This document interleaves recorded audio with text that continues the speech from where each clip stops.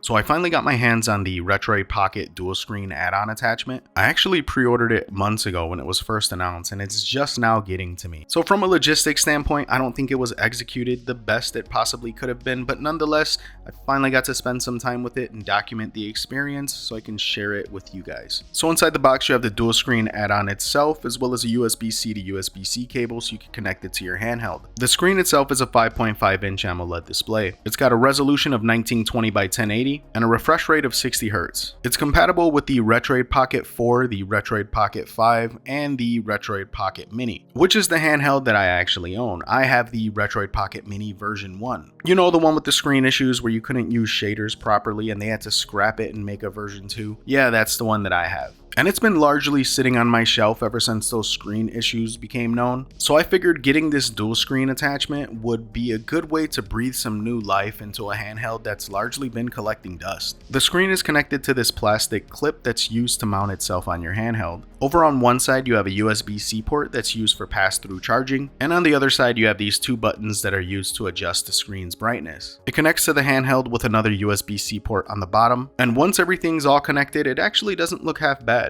If it wasn't for the dangling cable in the back, you would actually think that this was a legit clamshell style handheld. Now, as soon as I connected the screen, there was an issue with the orientation. I tried to modify every setting I possibly could, and I couldn't get it to switch from this awkward orientation. After messing with it for a few days, I decided to actually reach out to Retroid. They told me to sit tight and that there was a firmware update on the way that was going to resolve this issue. So I kept checking it periodically to see if there was any version updates, and nothing came. So after a while, I decided to do a little bit more digging, and I came to find out that there actually was an update, but it was only for users who had upgraded their handheld to Android 13. Mine was still on Android 10, so I had to go through the process of manually upgrading my Retroid Pocket Mini to Android 13. It wasn't a terribly difficult process, and I was able to get it done in about 20 to 30 minutes. Once I was running Android 13, the updated firmware was made available to me, and the screen started working right away. So the thing about the Retroid Pocket Mini is it's a 4x3 handheld, so it's going to show up as 4x3 on the external display. You do have the option to switch it to 16:9, but it's also going to switch the handheld screen to 16:9.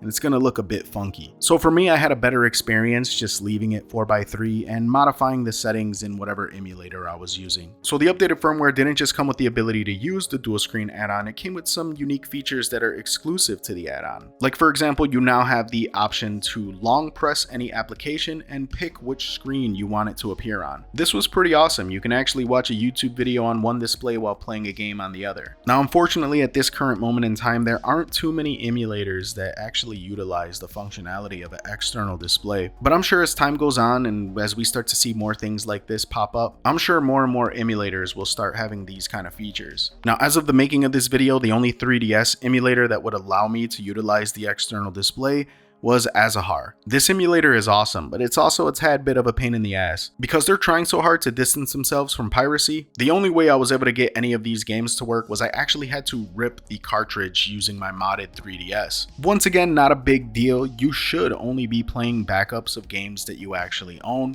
but it was just an extra few steps to get everything working right. And it's totally worth it because playing 3DS on two AMOLED displays is a badass experience. Now, of course, no emulation is perfect. You are going to encounter some issues and some hiccups here and there, but for the most part, it was a very enjoyable experience. For DS emulation, I was able to use the Melon DS emulator. They have some really good options for a dual screen setup, and similar to 3DS, it was an awesome experience. Now, the thing is far from perfect. It's not without its issues. Sometimes the screen will go black and you'll have to unplug it and replug it. Other times the handheld won't recognize the screen at boot and then you'll have to do a reset. And the overall build quality of it is kind of lightweight and plasticky. You're definitely not going to get the same experience that you would from a dedicated dual screen handheld. But it's not a bad way to add some additional functionality to a handheld that you might already own. And I really hope we see more stuff like this come out in the future. So the Retroid Pocket Dual Screen add-on, as flawed as it is in its execution, it's not without its charm. And if your daily driver is a Retroid Pocket 4, Retroid Pocket 5, or Retroid Pocket Mini, it might be worth taking a look at. I appreciate every single one of you guys, and as always, there'll be links to everything I talked about in the description below. Until next time, this is Ness, signing out.